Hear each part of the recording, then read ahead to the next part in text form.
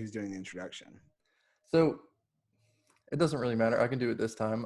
So welcome back to the podcast, guys. This is, of course, the Human Element podcast. You've got me, Nick Schick. I'm in the process of becoming a dietitian, and we have Blair Solberger, who is a dietitian and former Miami Dolphins dietitian. You know, I'm always going to put that in there. Hello. It's funny. I just started working at a hospital too, part-time, and she asked what my credentials were, and she had written RD, and I said, I was typing in this introductory thing for the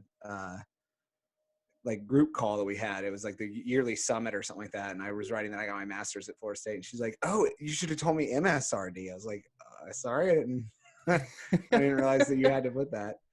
So yeah, I learned a lot about because a lot of you put like LDN technically, which is what we are in Florida, because there you can be a registered dietitian with the country, and then you'll be a licensed dietitian at the state level. So I have my Florida licensure, so I'm a RDN, LDN, if I want to be really like technical fancy. But to me, it's just too many letters. Like it's saying the same thing over again. I don't really care. You know. At a certain point, it gets too long. I have a professor who has their name and then PhD, then MPH, then RD or RDN, then LDN, and then CPT. That is way too much. Like, what is MPH? Masters of Public Health. So yeah, it's a lot, but I mean, shoot, list it. And list CPT, it if you want. like what is that? Certified personal trainer? I think so, but hey, list them. Especially now, the school might require it, but if you're proud of it, list it. I wouldn't put that after all those other ones. It feels like a step down, but okay. I think that's why it's at the very end. But anyway, we're gonna make this will be a 3-hour podcast. So it will not. It's no. Don't listen to him. We just keep going longer. This is the podcast where we say it's going to take an hour and then it goes more than an hour. Anyway, our notes are only 1 page today. So I feel like this might actually be a short one. Don't quote me on that, but I feel like there's a chance. We're going to be out in a tight 40. Don't worry. It's the belief that makes it, the belief of it being short that makes it run long. But anyway, the topic, we're going to be talking about motivation, how to maintain motivation, and kind of, keeping health and fitness throughout your entire life. Now, I don't have a title for this yet. So currently it's catchy title number 4 for the title of this episode. Yeah. We're going to figure that one out. The title is something clever. Something clever for this episode. Yeah. But you just use your imagination. Exactly. It's whatever you want it to say. So if it's going to make you laugh, that's what it is. But, we're going to start off with how our personal goals, fitness, performance, health, anything like that, how that's going. So I know, Blair, you were looking at just general overall health. How's that been going other than being sick this last weekend? It's been going pretty well. Yeah, I got I'm pretty sure it was food poisoning, honestly, because it was like rapid onset, and then it only lasted about a day and a half, and that's pretty standard of like staph food poisoning. Mm-hmm. So that's my guess. Best guess is it was some kind of food poisoning.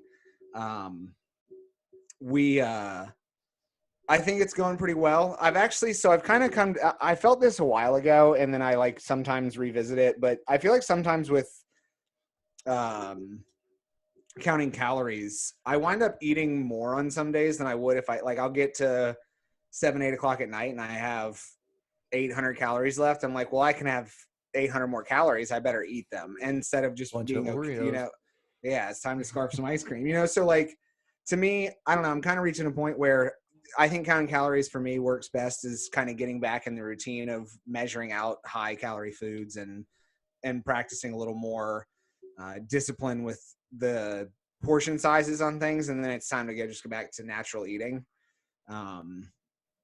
Because there's some days where I'm probably full off 1900 calories and I'm good to go. And then other days where I probably need more, and I'd rather eat that way than have exactly 2,700 calories day in and day out. Yeah. And do you think that makes you overcompensate the next day?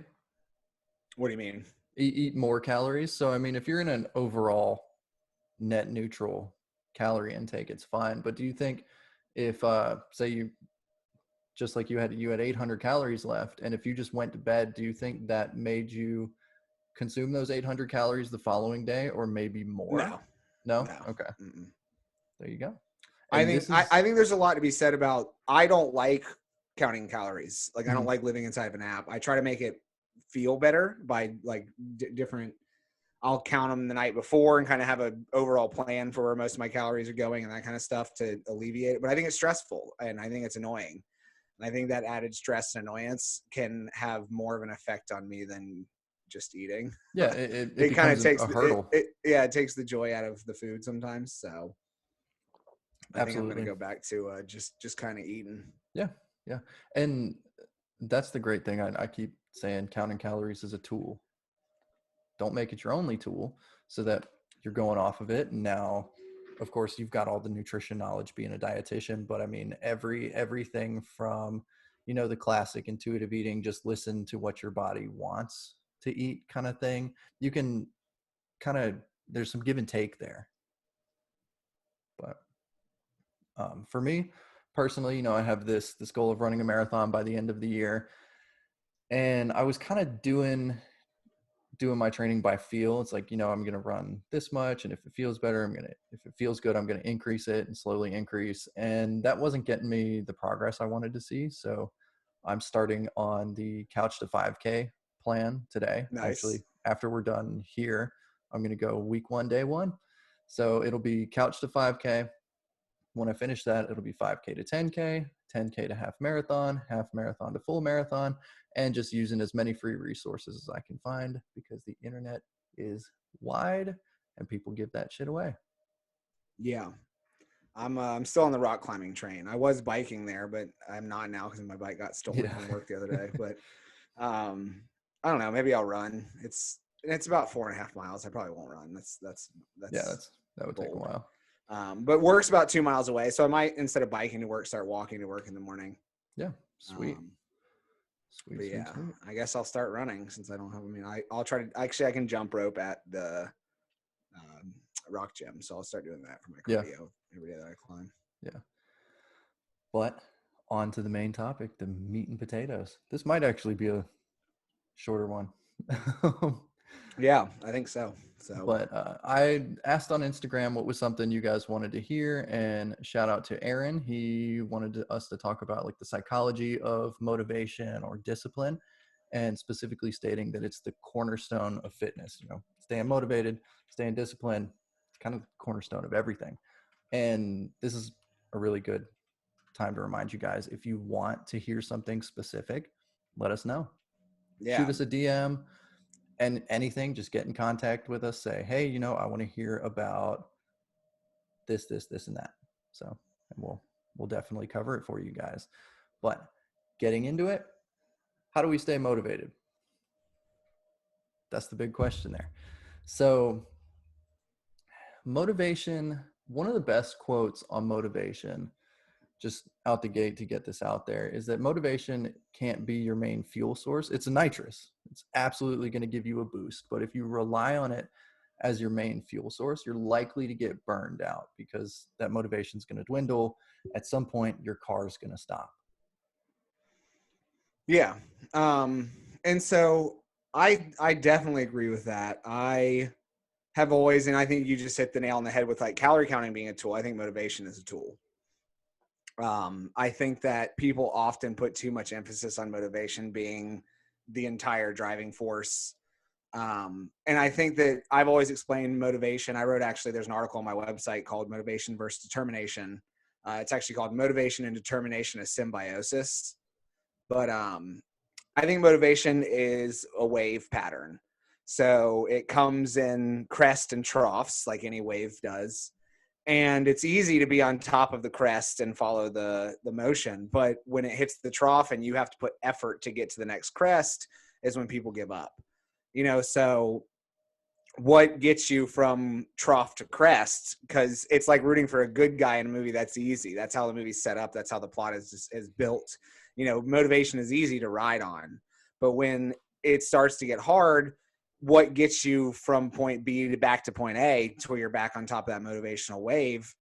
And that's what determination is. You know, it's doing it. I call it swallowing the frog or tackling the bear, which is you just do the unappetizing task. It doesn't sound great. You know, it's not hitting snooze at 5:30 in the morning when it's time to wake up and start your routine. It's going for the run or hitting the gym when it really just doesn't sound that great. You know, does swallowing a frog sound awesome? No, but you just got to do it sometime, you know? So, but if it's one of those hallucinogenic frogs, yeah, I still don't know if I'd be licking toads, man. I wouldn't. You can just buy a piece of paper and that does the same thing, right? But yeah, so like that's been always my take on motivation is, you know, use it when you got it. Like by no means are we saying not to jump on the motivational bandwagon and ride it while it's there, but you know, you see it in all sorts of life, like sports. You know, there's so many fans when the team is doing well, and then when the team starts to suck, it's like, where'd everybody go? Where'd the fans go? Why are the stands so empty? And it's like, you know, how are you going to keep your stands full when your team sucks? Well, that's the difference between motivation and determination is how do you keep pushing forward when it doesn't sound that great, when it's not, you know, it doesn't feel like the number one priority. And, you know, you can taper back, you can find ways to make it more enjoyable. You don't have to go 5 days, 6 days a week like you were when you were highly motivated. But how do you prevent yourself from going 2 or 3 days in a row without exercising, without, you know, and that's what we're going to try to get to is tips on how to get there and what to look at and how to structure your own motivation and determination. But I think that's the like square one is realizing that motivation is a tool and tools only work part. You know, you don't use a hammer when a screwdriver is needed. So, you know, the same thing, you got to swap your tools out in the right time and the right usage. Yeah. And your motivation's got to go on the charger. It's your cordless drill. Eventually it's going to die. It's super, super powerful, especially if it's like your DeWalt cordless drill, you know, contractor grade. Anyway, we do have to give a shout out to anybody who is a Buffalo Sabres fan because they have sucked for the longest time. Like I don't even know who that is. Is that a hockey team? Yeah, it's an NHL team. So I mean, if you're out there, you're still a Buffalo Sabres fan, good on you. You're not using motivation to get you through that. That's yeah, like it used to be the Browns, but they've been decent, and then the Jags had a good season a few years ago. I mean, they're still terrible, but you know, yeah. I mean, there's some teams out there that just I think the Knicks are starting to qualify. Yeah, and I mean, I'm a Philadelphia Flyers fan. They're kind of hit or miss, but I mean, Buffalo, God help you guys. Anyway, no, Blair did a great job of elucidating the difference between motivation and determination or discipline, but sticking to the motivation, one of the most important aspects is your motivation internal or external? You know, the more powerful ones are going to come from within you, but the external motivation is still a tool also. So we'll take health and fitness, for instance. The internal motivation is I want to be healthy. I don't want to die early of a preventable disease. Maybe you have some image issues that a slight adjustment in physique for fitness might help that. Maybe just performance aspect will help that. And then you have your external motivators, which is like, oh, you know, if I get jacked or if I lose weight or lose body fat, if I look better, I'll get more attention from people. I'll get better job opportunities, things like that. Those are your external motivators, which they're powerful, but they're not as powerful. Those tend to be the ones that dwindle first. Yeah. So the definition like of internal versus external is internal is doing the thing for the sake of it, for the way it makes you feel, you know, because it helps with your emotions, values, and goals, things like that. Whereas external is not for the fulfillment or inner fulfillment, but to gain a reward or avoid a punishment. So I'm doing this exercise because I ate too much yesterday. I'm doing this exercise because I want abs. Those are external and are going to be fleeting. You know, at some point it's going to be like, oh, the torture of this thing is not worth the benefit of gaining abs, and you'll lose it. And then there's also psychological damage that can occur from staying externally motivated. Like, yes, I have abs, but am I happy?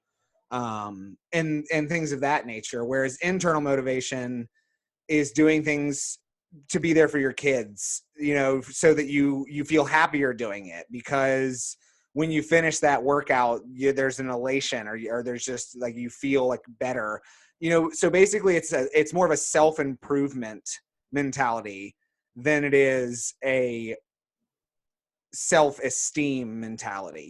You're not doing it for the feedback from others. You're doing it from internal feedback, like feeling better, being happier, reaching non-physique driven goals. So for like an athletic standpoint, having a good physique is often equated with high activity levels and being good at your sport, but they aren't synonymous. You can look at linemen. There are linemen out there that have better 40 times than Tom Brady, and they weigh 300 pounds. So just having a good physique doesn't mean you're going to run faster. Being strong means you're going to run faster. Having a good physique is a side effect of the athletic training. So train to be stronger and be a better athlete. Don't think that having a good physique makes you a better athlete. So it can be kind of tricky to discern what the difference is between internal and external. But if your internal motivator is to be stronger, happier, healthier, and better at your sport, then you might hit those external motivators, like having a better physique, et cetera, et cetera. And I mean, I don't want to discredit anybody who their internal motivator is having a better physique. Maybe you just deep down in your core, you want to see striations. I don't think external motivators or internal motivators can be having a better physique. I think that's 100%. No, I think that's 100% external. I don't think because at that point you're not doing the exercise for the sake of the exercise. The reward is having an externally better physique. Mm-hmm. See, I was thinking of like people who were just kind of passionate about this. Really applies to like competitive bodybuilders I think competitive bodybuilding is an external motivator. I think it's a vanity competition. And if you try to convince me otherwise, I will absolutely argue with you to the death, because the point of it is to look physically good and be judged by other people on how you look. That is a vanity competition. I mean, that's fair. You can love it all you want. You can feel good because of it. But the goal is externally motivated by vanity and by being judged by other people. I'm not knocking the sport by saying that it's not something people enjoy or it doesn't have a huge following, but people have become different humans because they fell into this and they can't stop checking themselves out in the mirror, and they can't stop posing, and they can't stop talking about their gains and their lifts when they weren't that way 2 years ago because they fell into the, I mean, I'm not saying this happens to everybody, but I've seen it happen to a lot of people where it becomes their identity. And it's not internally motivated. It might have started internally, like wanting to be healthier. And so they joined a competition as an external motivator. If I have to get on stage in front of these people, then I have to look good, and I don't want to look bad. So I'm going to, instead of it just being like, I'm just going to do it for me, now I've added an external motivator, which is this competition that has nothing to do with me internally. So I don't think having a good physique can be an internal motivator. That's fair. I think that's a fair assessment of competitive bodybuilding, especially. Now, the question that I would have is that sort of in the nature of bodybuilding, or is that a side effect that people tend to fall into? But that's a whole topic for another day. What are you talking about? The vanity or the vanity and a lot of the issues that come with. So it depends. I don't necessarily think that being a bodybuilder makes you self-vanity increase. Okay. But by definition, it is vanity, because you are getting into a certain shape so other people can judge you based on your physique. And when you look up the definition of vanity,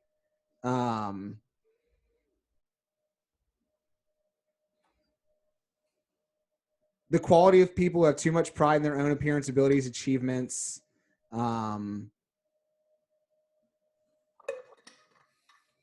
That's like it says definition, but that's not really a definition. Excessive pride and admiration in one's appearance or achievements. And then it actually means the total opposites of one another, or the quality of being worthless or futile. Isn't that kind of funny? Yeah. But Which I guess, I mean, you can use it in both senses. But so I don't necessarily think it means that people who do bodybuilding are going to have excessive pride or admiration in their own appearance. I think it can lead to that. But I think by definition, the point of the competition is to get on stage and have people excessively judge you based on your appearance and achievements in physical form. So there is a vain approach to it. I guess technically it's not one's own appearance, so vanity doesn't fit exactly, but it is a judgmental competition, and the point of it is to have others, external factors, judge your appearance. So your decision to get into this shape is either vanity because you want to win, or it's externally judged by somebody else to determine whether or not you win. You know, so we're go on many rabbit holes with this. Yeah, but that's what I mean. That's why I think it's good that we talk about this, because in my opinion, if having abs is your goal, that is an external motivator. Because when you are 20, that's an awesome goal. When you're 25, that's a good goal. When you're 30, it starts to be a worse goal, because when you're 35, 40, when you're 50, do you really fucking care if you have abs or not? You know, so like, why are you working? I mean, it's to work out to be in better shape and that's one of the biggest problems with working out. I think working out is stupid. Training is a good idea, because working out implies that you don't have a goal in mind. You are going to the gym. It's like group exercise. I think most group exercise is stupid, because Tabata, the idea of Tabata, which is 20 seconds on, 10 seconds of rest for 8 rounds, 4 minutes and it's intense. If you want to try it, try it. But it was very specifically devised and researched as a cycling protocol to increase VO2 max. And now you see, and so it's very specifically that protocol: 20 seconds of exercise, 10 seconds of rest for 8 sets. And you see people do it like for 3 or 4 sets and then change exercises. And they just, the whole point of group exercise is to burn calories. And burning calories is not the point of exercise. It's an added benefit. It's a good thing to do to be healthy. But if you're just going to burn calories, then you aren't hitting the point of exercise. You know, you exercise, you train to get stronger, to become faster, to jump higher, to have better activities of daily living, to extend your life quality, to improve your cardiovascular system. There are a multitude of reasons to exercise, and it is not to burn calories, because you can burn calories doing a lot of things: stressing out, sitting in a sauna, not eating. You know, I mean, there's ways to burn calories, but that's not a healthy approach. I think burning calories as your motivator to exercise is an external motivator. That makes sense. And that kind of looking at it from a calorie standpoint kind of makes them sort of secondary. You know, like you let's go and exercise, work out, do train, whatever, for the sake of the movement, and you happen to burn calories doing it. And it's very similar with like eating properly. Let's eat whole foods because they've got more nutrients, they're better for you, and they're lower in calories, which is also a side effect kind of thing. So calories are sort of like secondary to. Even still, I'll kind of disagree with that. Whole foods are not necessarily lower in calories. Nutrient dense doesn't mean calorie poor. Look at nuts. True. Nuts, like a small handful, is 200 calories. You know, so I mean, and that's part of the problem is people think they're so calorie focused. Yes, it is calories in, calories out, but because something is healthy does not mean it's low calorie. And because something is high calorie does not mean it's unhealthy, but there's a middle ground where it doesn't mean you can eat it ad libitum. You know, you can't throw either one out the window, but I think food to some degree should be calorie focused. Okay. Because there is an energy need where you want to balance the calories consumed with the nutrients consumed. Because you have a better chance of this, and most research points this way. Weight loss is better operated through eating. Weight maintenance and gain is better operated through exercise. So it's much easier to eat what you want and maintain your weight than it is to eat what you want and lose weight. So using exercise as your primary tool to lose weight is not going to work as effectively as using food as your primary tool to lose weight. And I think those reverse when you talk about maintenance and gain. And exercising to lose weight can turn into like a disordered behavior pattern. It is. Excessive exercising is a purge. That is part of bulimia. Is it doesn't have to be vomiting. Excessive exercising as a external motivator for overeating, or what you can deem to be overeating, is a bulimic tendency. It's a purge behavior and a disordered eating pattern. So, I think that's where we kind of get to, this is a good debate, is, fitness is not to burn calories. That is a great side effect of it. If you just, and when you talk about group training or just working out to work out, you have to talk about form and using the exercise properly and a progressive overload and strength and muscle gains. If you want to move to lose weight, to burn calories, go for a damn walk. If you want to go to the gym to train and gain muscle and be stronger and healthier, you need to have a goal. You need to want to put X number of pounds on your squat, increase it by number percent, get your mile to X minutes per mile, whatever your pace goal, strength goal, rep goal, something. But you need a goal, and that's one thing I love about rock climbing is the goals are built in. They have a graded system for how hard the routes are. And if I can only do V3s and 2s, but a month from now I can do V3s and 4s, I've increased in my goal. My goal is to get this much better. How am I going to do that? I'm going to train these muscle groups. I'm going to hit I'm going to do these routes. I'm going to try that, so you need to have a structure in mind to try to help you get to that goal.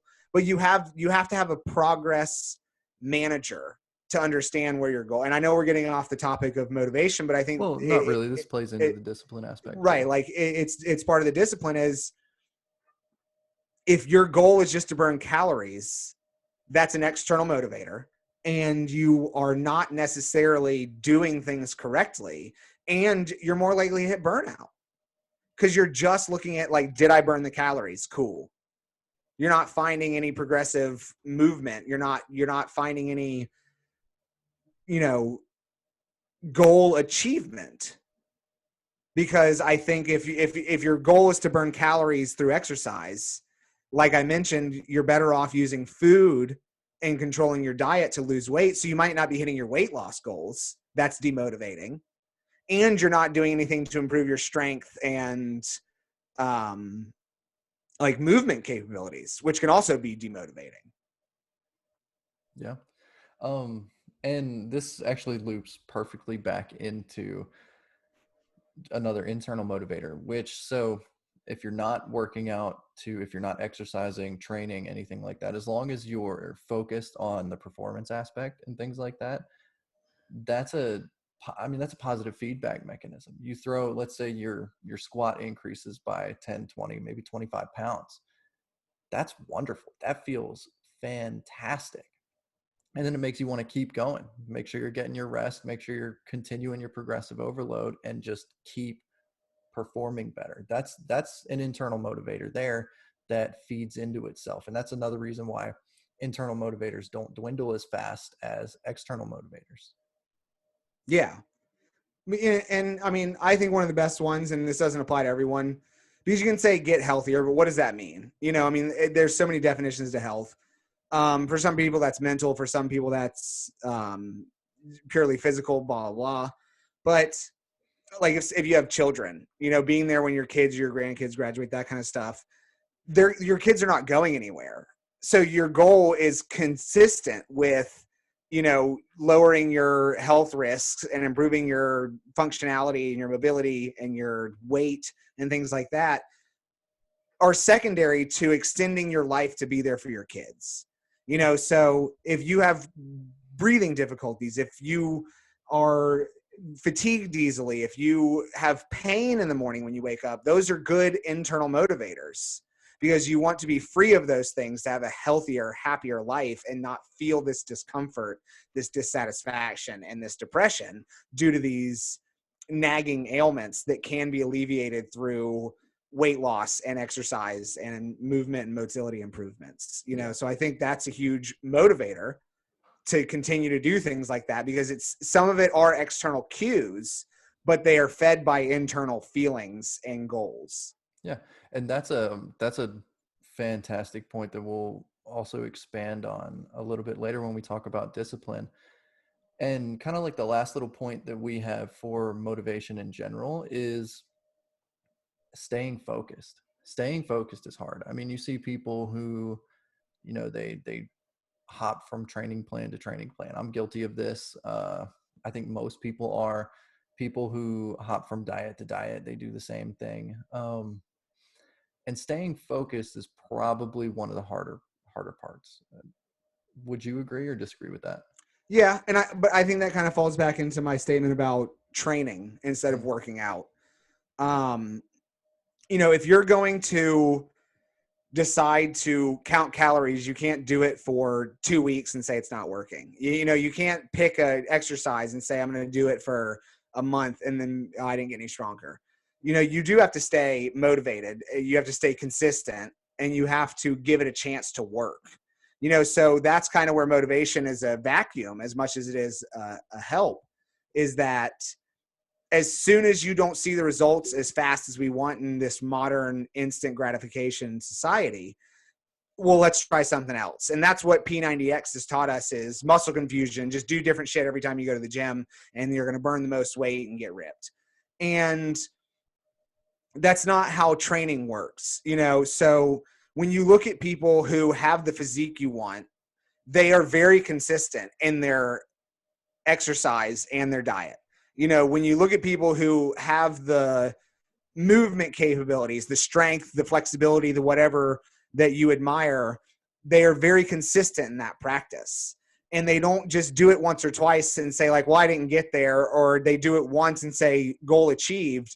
If they can squat 400 pounds, they squat 400 pounds probably once every week or two. They do their different rep schemes, but they're going to max out at least once a month at minimum. And then they're going to try to get to more than 400 pounds. So they're not just like, oh, I hit 400 pounds, achieved, move on. So that's part of it, is that consistency is part of the process. And then once you hit that, which is why external motivators, losing weight, having abs, et cetera, don't tend to work, is because it's an end game. And either you fall short of it and you get demotivated and you stop doing it, or you get there and it's not everything you thought it would be, and you're like, okay, well, that sucked, goal achieved. Whereas most people that have these things that we admire, typically, the most successful people in the spaces that we look at, they have consistently increasing goals. They have an external motivator of one goal, but they have an internal motivator of ever increasing and achieving at their craft.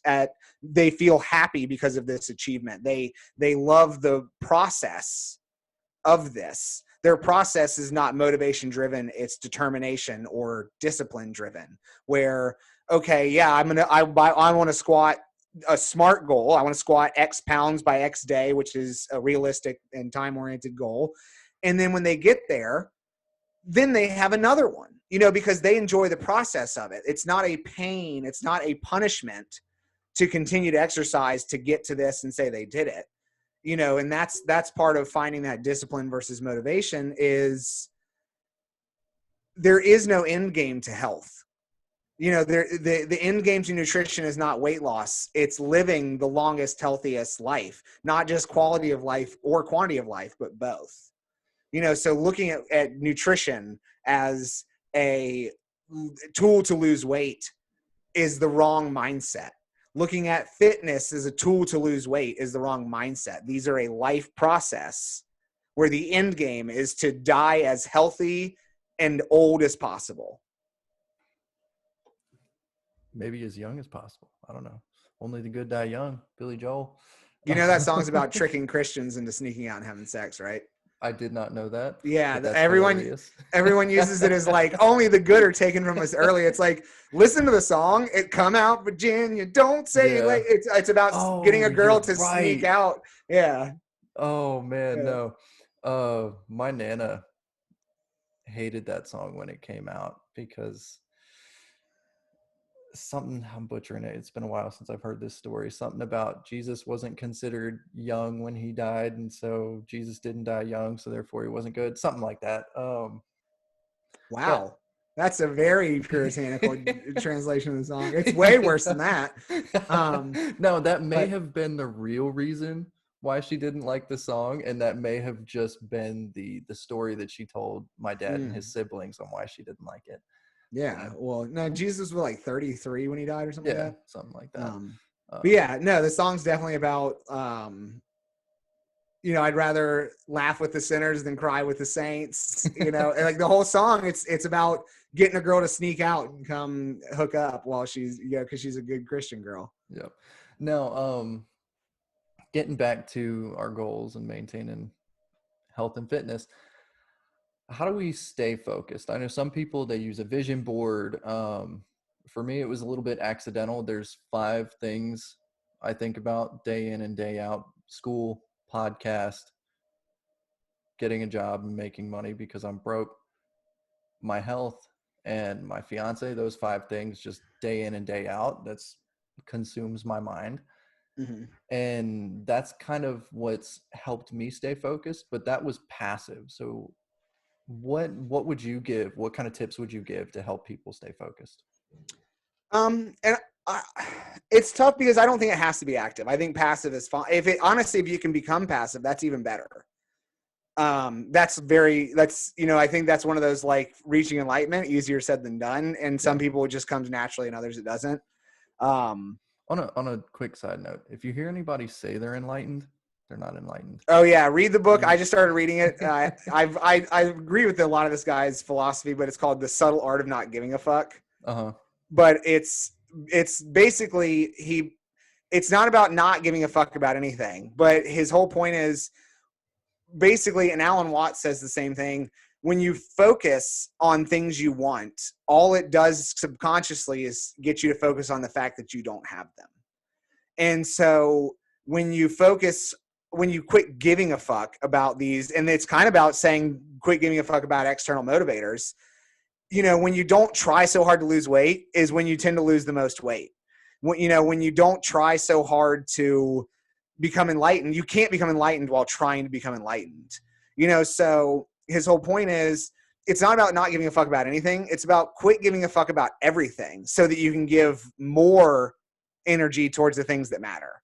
But it's one of those things where, like, the harder you try, the more it slips through your grasp, like a like a gel. The harder you squeeze it, it slips through your fingers.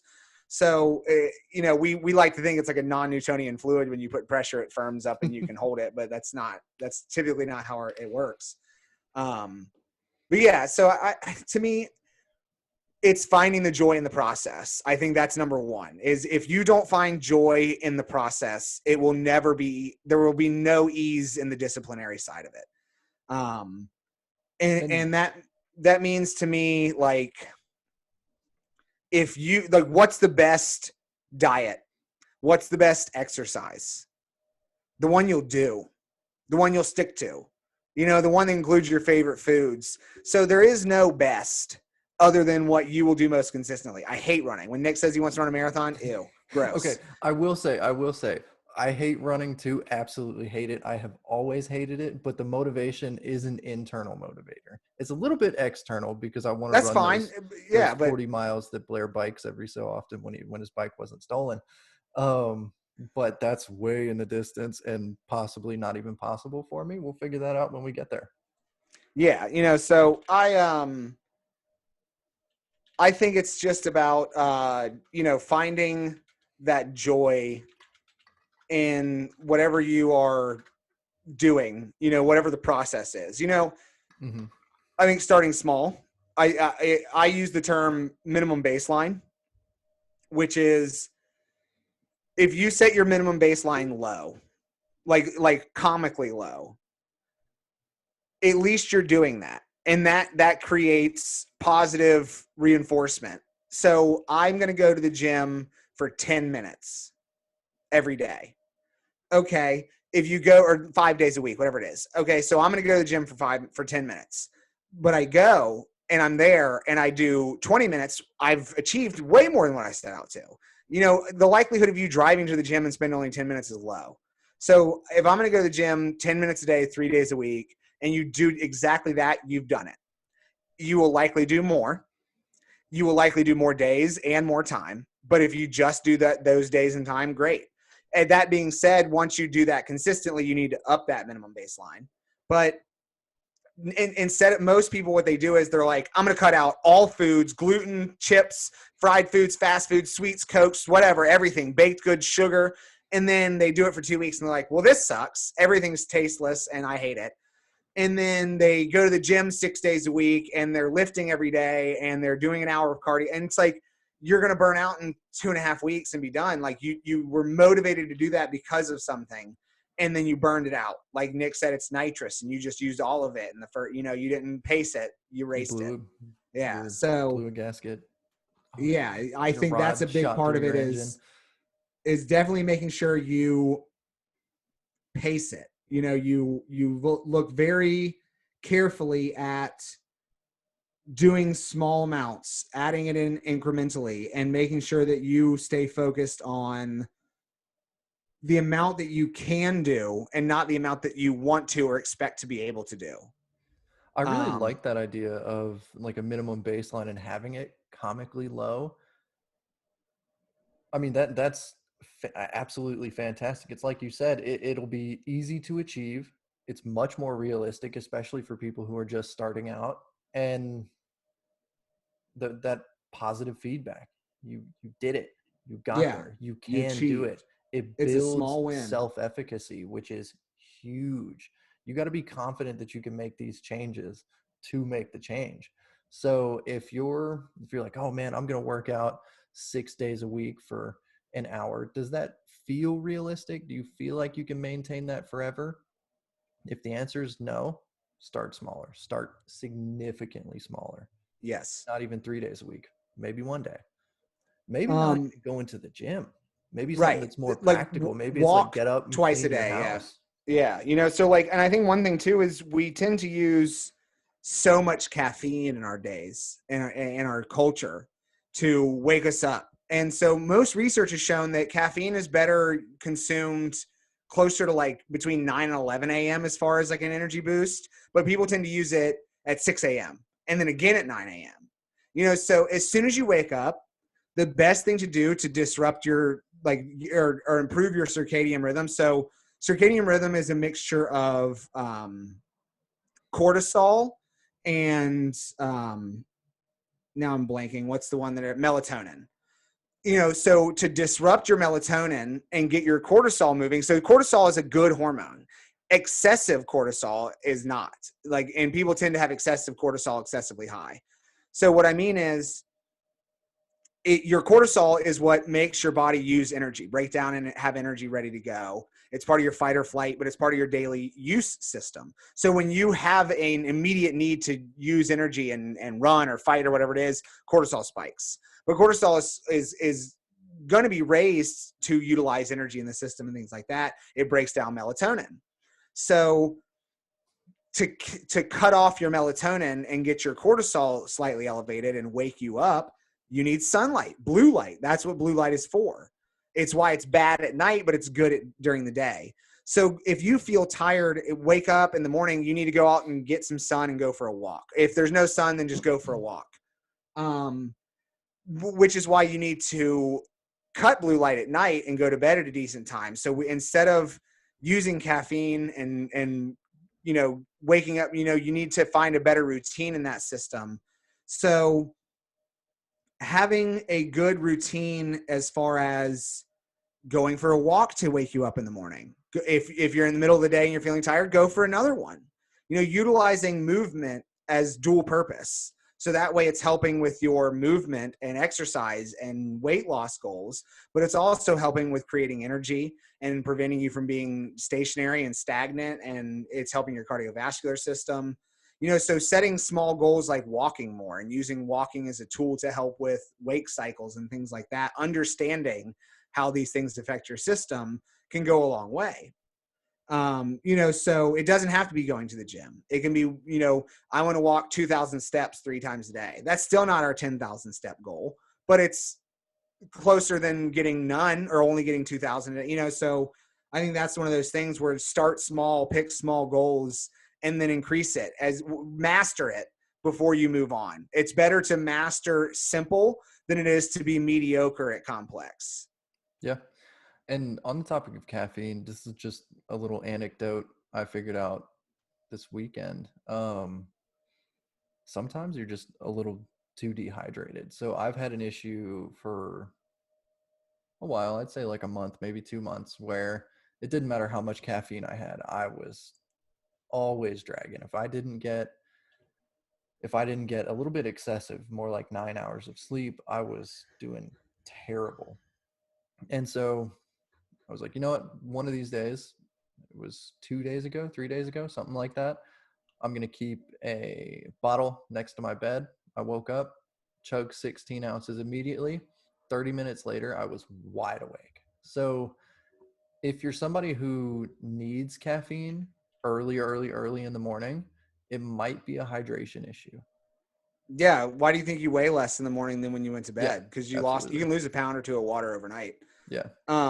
Well, and so that's another thing that I don't think people think about a lot. So caffeine, nothing creates energy in the body besides food, calories. And technically our bodies don't use calories, blah, blah, blah. But so anything that doesn't have caloric energy is not really producing energy. It is a stimulant, in which is what caffeine is. Caffeine does not give your body energy. So it works in a number of ways. It releases catecholamines, which causes our heart rate to increase and our blood to move faster because our heart rate is beating at a higher beats per minute. So what that does is it gets oxygen moving more quickly. It also can help release fatty acids from our storage into the system. So there is a release of stored fatty acids to be used as energy, but still it's not caffeine directly. It still takes time, et cetera, et cetera. Well, if you're dehydrated, oxygen is still not going to move that great because you have a lower blood volume. So there's you still, like, sometimes if you feel tired, it's because you haven't eaten enough, not because you haven't had enough caffeine in your system. And then there's the caffeine trap, which is caffeine has like a 14-hour half-life. Or quarter life, I think it's 6-hour half-life, 14-hour quarter life, 12-hour quarter life. So if you drink caffeine 14 hours later, 12 hours later, there's still a quarter of the amount you had in your system. And if you're drinking caffeine 2, 3, 4 o'clock in the afternoon, it's going to interfere with sleep quality. Then you wake up tired, then you drink caffeine, then you continue to use caffeine. So there's multiple ways that caffeine can be masking energy or hydration deprivations. So I think that's another part of it. On this side note is, our reliance on caffeine can be really screwing up our systems. And when your sleep is messed up, your hormone systems are messed up, your circadian rhythm is messed up. Now all of a sudden there's a giant cascade downwards that's just not working in our favors. So yeah, and we'll have a whole episode on sleep because that is a huge thing that I have issues with. I can never sleep. We're gonna take a quick little break because I got to use the bathroom. I have been chugging water for the past couple of days. So. Yeah, I'm actually feeling a little parched, so I'm gonna grab some. There we go. Yeah. So we will be right back. All right, we're back, guys.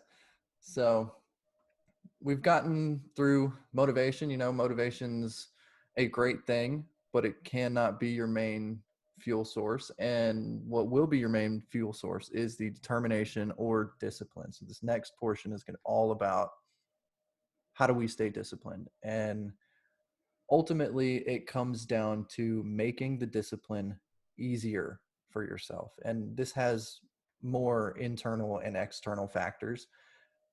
In my personal opinion, making it easier, making discipline easier is more of an external thing, building your environment so that it promotes the outcome that you're looking for.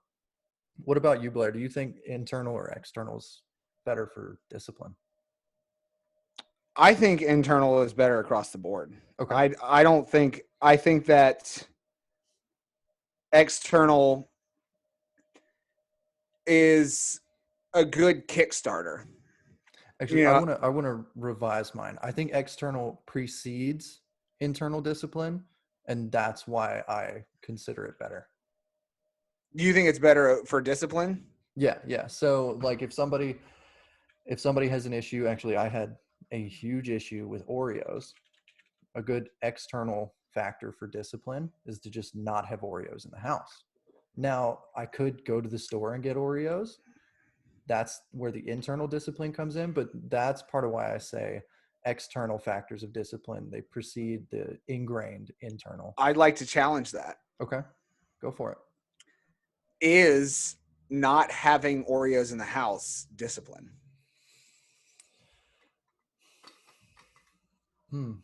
See, discipline for not eating the Oreos? No, but it is a factor for disciplining myself to not bring them into the house. So it's a little bit different.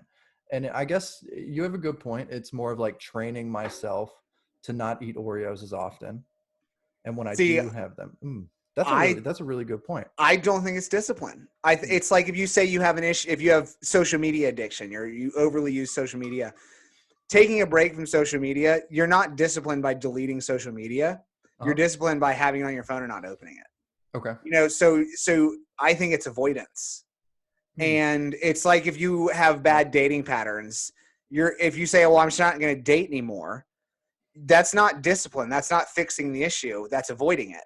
And what winds up happening is when you reach the point that you think you're ready to date again, like you crack and then you date in the same patterns that you did before. So if you have bad eating patterns with Oreos, if you just stop buying them and don't have them in the house, when you buy them, you eat a bunch of them again. I don't think you learn to have them in your life and control them. Mm-hmm. I think that counting calories and only having 2 Oreos or 4 Oreos at night after dinner or as a snack in the middle of the day, if they fit into your calorie structure and you hit your protein goals, is a discipline. I only have 150 calories left, but I'm short on my protein goal. I'm going to be disciplined by drinking a protein shake instead of having 2 Oreos. And actually, this brings up a really good point that we've made over and over. Anecdote's not really a good misnomer. Is that the right word for it? Anecdote is not a really good standard for whether something works. And this is a perfect example. So I had stopped bringing Oreos into the house for the most part. And what I had also started doing back when I was having an issue with Oreo consumption was also counting calories. So we have more than one factor playing into this. And one of the huge reasons why anecdote isn't a good standard is because you just saw it. I was doing multiple things and I attributed it to this one thing. Kind of that's a perfect example of that. That's a really good point as far as that's not discipline, that's avoidance. And it makes me uncomfortable, so I'm gonna lean towards that's probably the true part of it. Like, good. If it makes you uncomfortable, there's a reason. It's hitting a nerve. Yeah. So that's the thing is I've really captured with the people that I work with is people want everything to be comfortable, and we have this false belief that the point of life is to be happy. And the point of life is to find joy. And joy comes in a range of things. Joy is not synonymous with happy. And I've mentioned it before, and this might have been one of the lost episodes, but people have cardinal directions as far as what they're happy, they're sad, they're angry, they're, whatever their 4 directions are. But we have so many degrees of happiness and sadness. You can be depressed, you can be elated, you can be morose, you can, so having the understanding of how these feelings differ and not using them synonymously is part of it, so we have this false concept that everything's supposed to be comfortable and happy, and the point of life is to, I just wish I could. What would be your superpower? To eat whatever I want, not gain weight. That kind of stuff is stupid to me, because if you want to lose weight and you're used to overeating, you are going to be hungry. There's going to be discomfort. If you want change, there's going to be discomfort. And so if somebody in your life or people in your life are not challenging you to be uncomfortable and feel uncomfortable and challenge your beliefs and your thought structure, you need new people in your life, because you can't lose 30 pounds in 30 days. And you can't lose any weight without a little bit of discomfort, without changing something. If you are on a weight gain pattern, you have to change something and be a little uncomfortable, a little bit hungry to lose weight. So anybody selling you that you are just going to lose weight without any discomfort or without trying, without diet and exercise, and you're going to do it fast and efficiently, is lying to you. There's no such thing as fast weight loss. And do not buy lies. And that's what most people wind up doing, and then they get broken, and then they get demotivated because they just bought a bunch of lies and saw no results. And I would say there's no fast results, period. When you do get fast results from something across the board, not just health and fitness, it's either because the actual work was outsourced to another person and you just bought the result. So it's like if I wanted to make this bottle, right? I don't know how to make a bottle, and I got it. Instead of having to learn how to make an aluminum bottle, the work and all the technology and everything was outsourced to somebody else, and I just purchased it. So the work still has to be done. And that's the reason why I say there's no fast results for anything, especially the things that matter in general, whether it's health, whether it's fitness, if it's learning, anything like that. If it's something that really everybody would want, I promise it's going to take a long time. It's going to take a lot of work, but you'll get there, which is why motivation cannot be your main fuel source, and you got to be disciplined about it.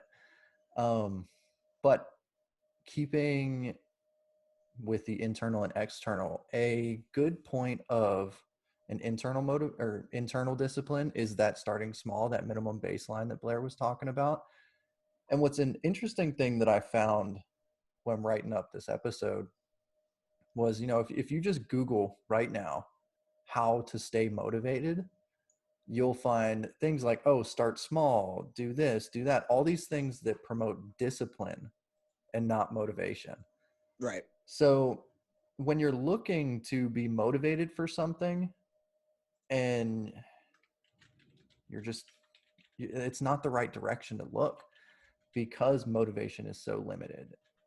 Like I said, if you Google right now how to stay motivated, Google will tell you how to be disciplined. But then we have external factors that help you stay disciplined. Things like an accountability buddy. If you're training to get stronger, it's great to have a gym partner. It's really, really hard to get up and go in the morning when the only person you're letting down is yourself. Whereas if you're spotting your friend, if it's bench day and you don't want to kill them because they're dropping 200 pounds on their throat, that'll get you up in the morning. Yeah. No, I think those are great. What about on the highest level? Did you do many workouts with the NFL players when you were with the Dolphins? Like actually worked out with them? Did you at least get to see and either watch them or work out with them? I know you put pads on at one point and got hit by them. Yeah, that's practice, but I did. Mm-hmm. I would watch their workouts and watch form check and that kind of stuff, and set the exercises up. Yeah. Did they do anything different from your average Joe as far as staying disciplined? Oh yeah, they could be fined for not working out a certain number of times a week. There we go. That's an external Yeah, external factor there too. That's also an external motivator. But so like some of them would do the minimum, whatever it was this day, that day, because they got fined, and others would be in there on off times working out to improve certain qualities and asking me to help with drills. And, but that's the difference is some were there and they were doing what was required of them and just relying on whatever their natural talent was. And then some were putting in the extra hours, the extra effort, the extra time, because they wanted to be great The for a very long best, time. like no one ever was. They were going to catch them all. But and this is when Blair cuts me from the podcast. Boom. But yeah, so motivation and how to stay motivated. The way to stay motivated is really to not worry about motivation. It's going to be there when it's there. It's not when it's not. And so you got to build up your discipline. And that's things, like I said, having a workout buddy. If you can find a way and you're okay with getting fined for not doing it, I don't recommend it, but if it works for you, it works. Pay somebody else for you missing your training days. But it's all about making it easier for yourself, and that helps with the discipline. Now, let's also not mistake discipline for avoidance. So avoid things that make your discipline harder if necessary. And I think a lot of times avoiding those things is necessary to maintain your discipline until, of course, you've built that up and you can slowly reintroduce it. But overall, trying to maintain health and fitness for life, it's get that discipline down, and that motivation, when it hits, you'll go flying. It's your nitrous. Yeah, I think absolutely use motivation when it comes. Don't and I encourage people to go to the Human Element website, humanelementnutrition.com, and read the article I mentioned, because I think it explains it really well. I'm not just going to read the whole thing here.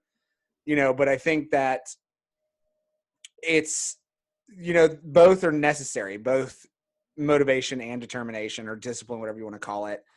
But being determined is very different than being motivated. And that's where having specific goals and specific training and that kind of stuff come in mind, where if you just go to work out and burn calories, you can talk yourself out of that very easily. But if you have a structured plan, and I just mentioned, I don't know if Nick's going to leave it in because it was during the break we were talking about it, but I'm writing a spreadsheet on what days I'm going to do what. And when it's like the empathy factor. When you ask somebody on the phone to do something, it's easier to say no than if someone's standing in front of you. Well, if you look at a sheet that says, okay, on the 18th of March, this Thursday, 10 a.m., I'm going to go do new hard targets and snatches at the Rock Gym, then that's what I'm going to do, because it's written into my plan. I'm already going to have it signed up so I know what I'm going and doing. Then it makes it a lot more, okay, on Friday, I'm going to walk to work. That's a 2-mile walk. And then I obviously have to walk home. So now I know I got to be up in time to walk to work. If I decide I'm going to do a band workout on that morning as well, now I got to be up even earlier. And I'm setting that ahead of time, where I know when I need to get to bed, so it's a lot different than being like, I guess I'm going to go to the gym tomorrow. Now I have a time and a time factor to it, where I'm saying, I got to be at work at 9 a.m. So if I want to get a 20, 30-minute band workout in, shower, get ready, and walk to work, I got to be up by 7 at the latest to get all that done, have a quick protein shake, get ready, and get out the door by 8 a.m. to walk to work.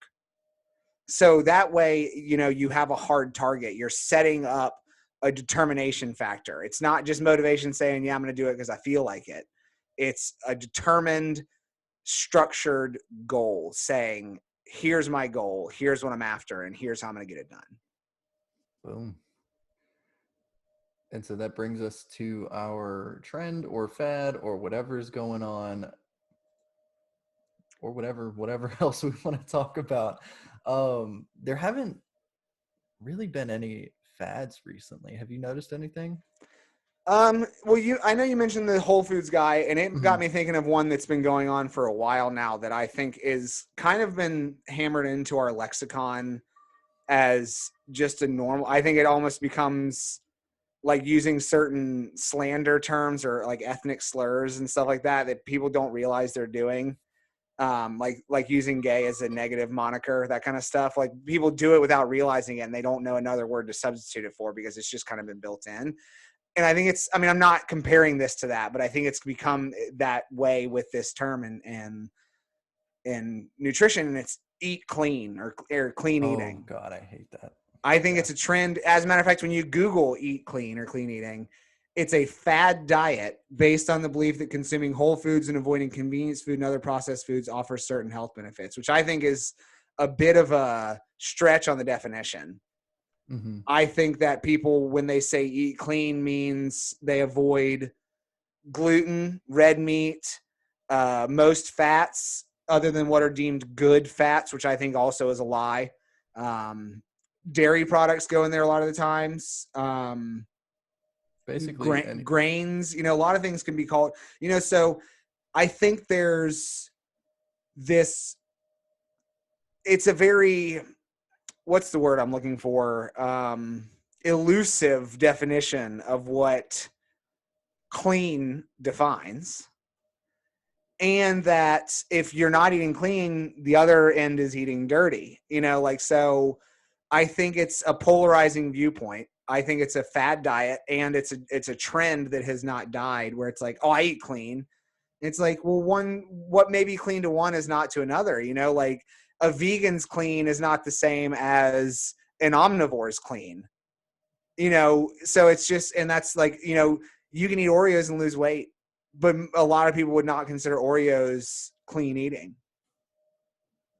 I think LeBron James got in trouble, which is what kind of propped this up, because he says he eats clean, and there's a picture of him eating Twizzlers like in the fourth quarter of a game or something like that. And it's like, as a pro athlete, having quick sugars is okay. Could he have a banana instead? Sure, but maybe that messes up his stomach. I was just saying, that's a lot more on the stomach.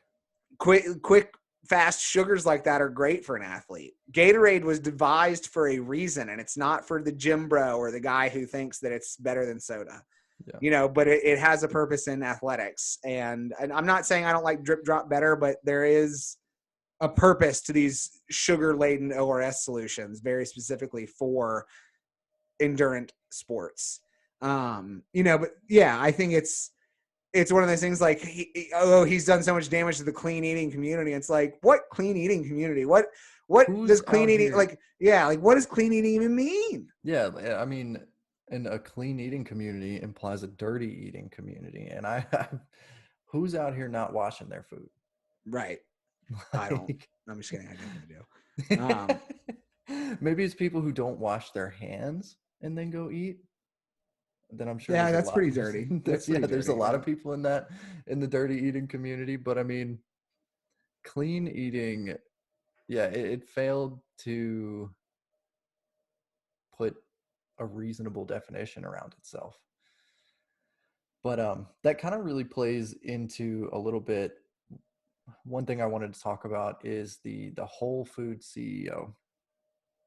Now, I don't know a lot about his beliefs on food, but one thing that still infuriates me is, this was sometime last year. He came out and said, "Oh, the issue with health in America is people aren't educated on the food."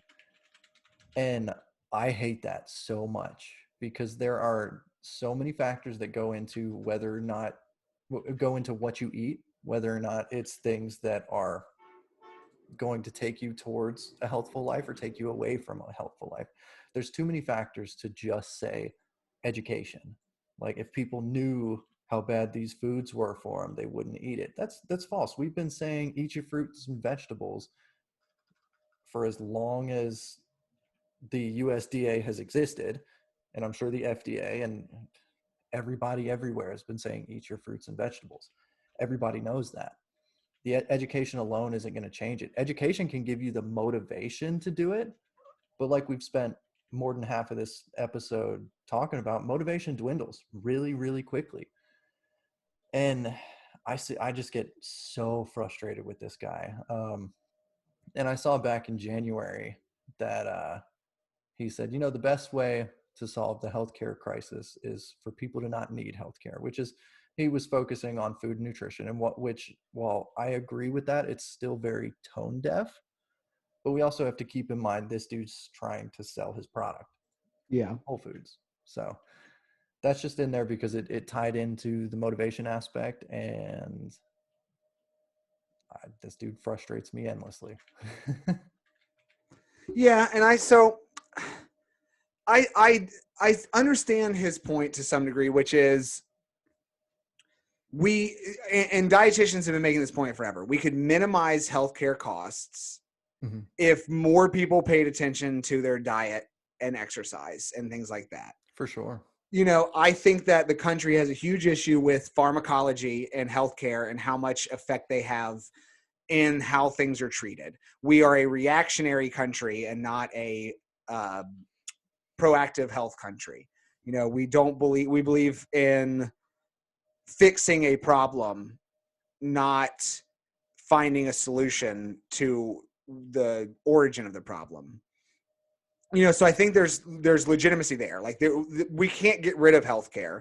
We can't get rid of hospitals. We can't get rid of the need for those things because there's always traumatic and emergency response type stuff.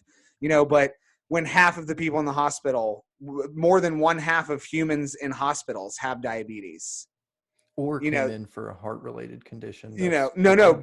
Not or. One half of humans in hospitals have diabetes. Oh, yeah.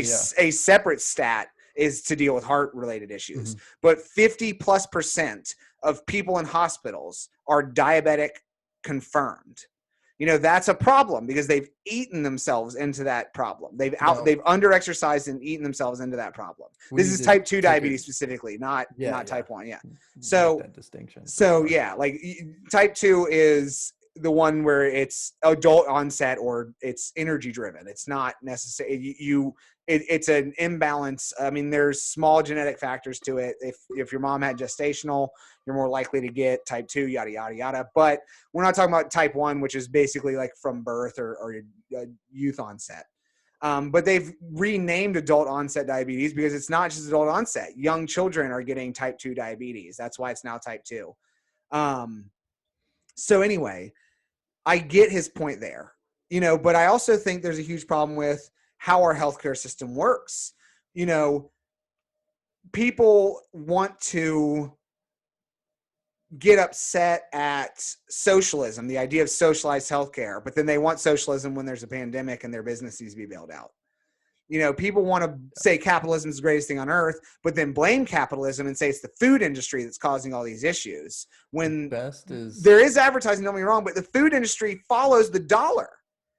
People pay for, yes, advertising gets us to buy certain things, but then people continue to buy it. And I don't want to hear, oh, sugar's addicting. A lot of things are addicting. And I hate when people say sugar and fat are the same thing as taking drugs. Yes, they trigger the same response, but so does getting a hug or having fucking sex. It's dopamine, it's serotonin, it's pleasure. It's not the same magnitude. You're trying to tell me that eating something sugar-laden causes the same magnitude of dopamine response as shooting heroin in your veins? You're fucking kidding yourself. It's not true. It also has a totally different response from your body. Like, I mean, let's say you combine high sugar, high refined sugar, and high fats together. Let's say it is addicting. Your body still has a much different, much better response to that than heroin or meth or anything like that. Yeah. Like, it's right. Food addiction is an interesting one. And it's complicated. And it's especially complicated because psychology doesn't quite understand it yet. Right. And when people try to make these very generalized statements like that, it goes back to the whole thing that I always say. If you can't explain it to both a 5-year-old and a PhD candidate, you do not understand it. So saying something sensational like sugar causes the same reaction in the brain as taking drugs is oversimplifying it. Saying that food is addicting, we did a food addiction podcast, and let me tell you something, the brain chemistry is not the same as drug addicts. There are certain parts that are the same, but then there are parts that are way different. And also it's complicated as shit. Right. It's not cut and dry, and the argument's still out. There's no definition of it. It's not, I mean, so don't listen to shit like that because people don't know what they're talking about. So like, I think it's too back and forth, but like, yes, okay, so the food industry is partly to blame because people they advertise and the companies want to make money, but people still buy what they want and they continue to make products that are purchased. Okay, so then the education system is to blame because we don't learn anything about nutrition. And we need to start taking our own responsibility. We're to blame for our own decisions, our own behaviors. And that I'm not trying to, we can say, yeah, okay, there's food deserts, but that's not where most of the money in food is being spent. And that's a terrible thing that we need to fix. Yes, food deserts are when people don't have access to fruits and vegetables. But let's look at the government. Why does food stamp or SNAP assistance allow you to buy candy bars and filet mignon, but not buy like a whole rotisserie chicken because it's already made? You can't go buy a rotisserie chicken because you can't buy toilet paper. So I can buy shit that I don't need, like Doritos and sodas, but I can't buy a rotisserie chicken and feed my family for a night. And so that there's so many ways to point it, but at some point we do have to take responsibility for our expenditure and how we do things.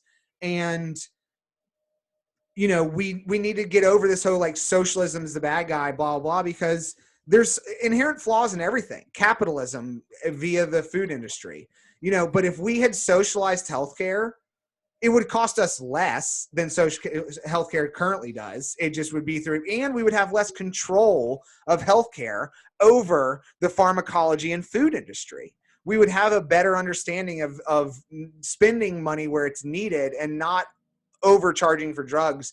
If you have twins, the hospitals charge you twice for everything. The beds, the meds, everything, because you had two babies, because healthcare will pay for it. That is a manipulation of a shit system. Yeah. It's ridiculous. I don't agree with him, but I kind of do. I think he's overstepping because, like you mentioned, there's a huge economics gap, but there's too many holes in so many directions that it's like, it's not just everybody should eat better because some people don't have access to those things. Yes. And a small little note, I know we try to stay away from politics because it's messy and whatever, but on the aspect of socialism, this country's not going socialist. The term socialism is what they use to scare people who don't understand what socialism is. Yeah. Like, come on. But on the note of like food stamps and everything like that, personally, the ability to buy like a Snickers bar, things like that, things that are enjoyable, I'm for that 100% because people should still be able to have those little things that can be really enjoyable, especially if you're low income. Now, the rotisserie chicken aspect, that's ridiculous. Like, you should be able to buy ready to eat food. Like, I don't agree. I think if you are on food stamps, you should be able to get a rotisserie chicken and toilet paper, but you should not be allowed to buy Doritos and Snickers because number one is not pushing us in the healthful direction, and number two, it's propagating the reliance of low socioeconomic families on processed trash food and not helping them push them towards fruits and vegetables. I think SNAP should go towards fruits and vegetables and like healthful items, fresh items. I mean, I think there needs to be a way to distinguish what that means instead of basically would Florida charge tax on it or not? Because Florida only charges tax on pre-made, like if you go to this deli and get a sub, that's taxed. If you buy the ingredients to make a sub, that's not. And so that's the distinguish is a rotisserie chicken is a ready-made item, so there's tax on it. You can't have that. That's interesting. I didn't know that. I'm gonna agree to disagree on that one, but yeah. Anyway, did you have anything else to add before we close this out? Nah. All right. I'm good. All right, guys. So this was a fun one. Little combative. I left my sword in my other pants, I guess. Oh yeah. We need that. We can't just be an echo chamber. Oh yeah. No. Absolutely. It was great. So guys, if you enjoyed it, if you could absolutely give us a subscribe and a like if you're on YouTube, give us a rate and share this with everybody you can if you think that they would benefit from it. If you think they would enjoy listening to it, we would appreciate it immensely. There's also going to be in the show notes a supporter link. So this episode, I'm much better. I've had caffeine today. So, but if you do want to support us, this is something we do for fun. We don't get paid for it. We have a single ad at the beginning right now, but it doesn't turn anything. So if you would We've like made to, 25 cents, I think. So oh, yeah. there we go. Get our penny cutters and cut that in half. But yeah, if you would like to support us, we will have a supporter link in the show notes, and we will also have a Discord link. Blair, where can they find you? So yeah, you can find me at the Human Element Nutrition on Instagram. You can find me at Human Element RD on Twitter. You can find me at www.humanelementnutrition.com, which is also where that article would be under the blog section. And then my email is humanelementnutrition@gmail.com. So on Instagram, the word "the" is there, but everywhere else it's just Human Element Nutrition for access. And then the Discord link will be in the show notes. So the Discord was devised and created as a way to take some of these topics that we bring up, specifically about how to make change in some of these areas. I feel like with Clubhouse and some of the topics we bring up, you mention things like combating sensationalism with truth and things of that nature, as far as creating a change in the field, but there's not really actionable steps to follow that. So this is a more direct way to communicate both with us and with other people that have joined the Discord as far as how to make a positive change and share things that we enjoy, like research and all that kind of stuff. So Yep. And you can find me on Instagram at Hion Health. That's HION_health. And on Twitter, it's going to be that same handle, Hion Health, just without the underscore. And the links to everything will be in the show notes. All right, y'all And take with it that, easy. thank you for listening. Yeah. Goodbye.